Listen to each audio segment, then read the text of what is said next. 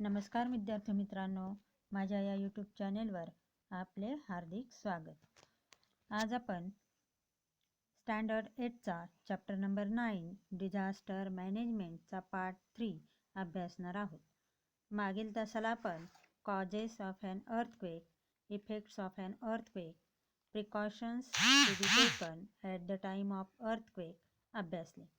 आज आपण डिझास्टर मॅनेजमेंटचा पार्ट 3 अभ्यासणार आहोत. त्याच्यामध्ये आपला पॉईंट आहे फायर.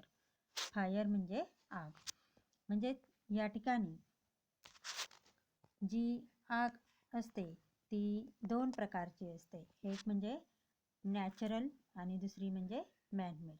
म्हणजेच घरामध्ये जी आग लागली जाते तिला मॅनमेड असं म्हटलं जातं. किंवा फॉरेस्ट फायर त्याला नॅचरल कॅलॅमिटी असं संबोधलं जातं. म्हणजेच जंगलामध्ये जी आग लागते त्याला वणवा असं म्हणतात. म्हणजे ती जी आहे ती नॅचरल कॅलॅमिटी म्हणजेच नैसर्गिक आपत्ती म्हणून ओळखली जाते. तर आपल्या घरामध्ये काही विविध कारणांमुळे जी आग लागते तिला मॅनमेड कॅलॅमिटी म्हणजे मानवनिर्मित आपत्ती असं संबोधलं जातं. म्हणजे अशा पद्धतीनं नॅचरल कॅलॅमिटी आणि मानवनिर्मित कॅलॅमिटी यामध्ये या फायरचा समावेश होत असतो. आता आपण नंतर पाहणार आहोत टाईप्स ऑफ फायर म्हणजेच आगीचे प्रकार. There are 5 types of fire.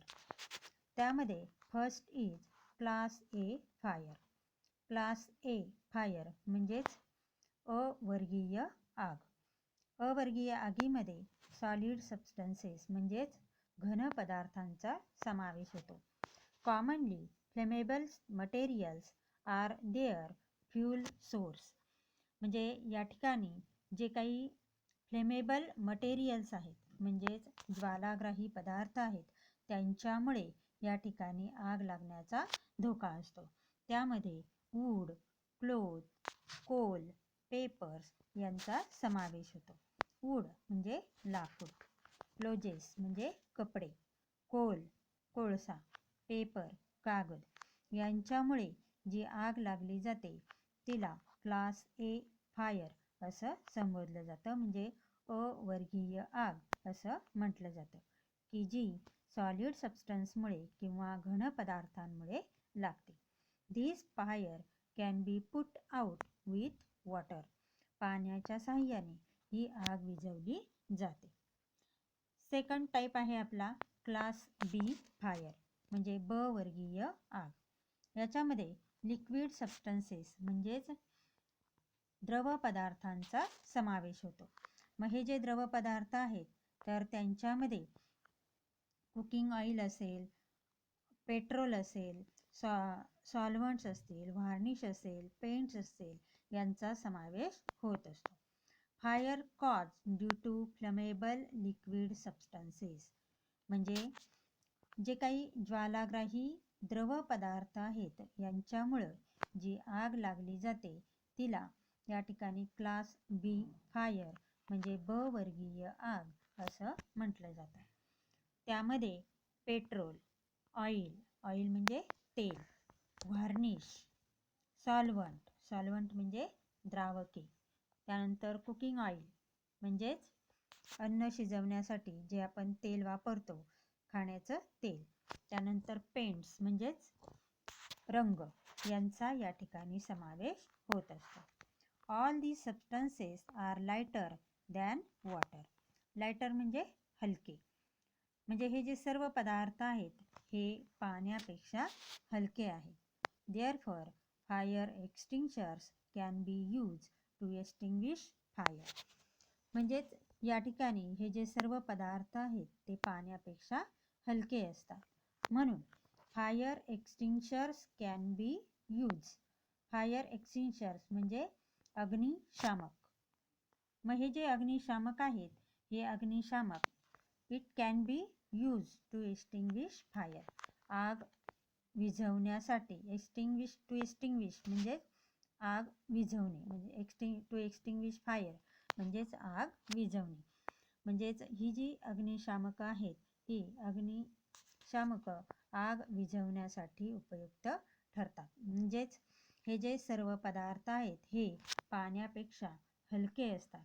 These fire extinguishers can be used to extinguish fire.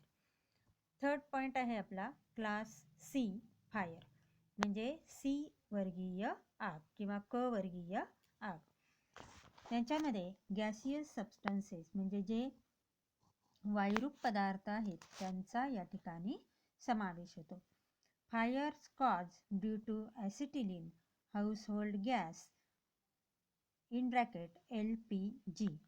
म्हणजेच क वर्गीय जी आग आहे ही वायुरूप पदार्थांमुळे लागलेली आग असते.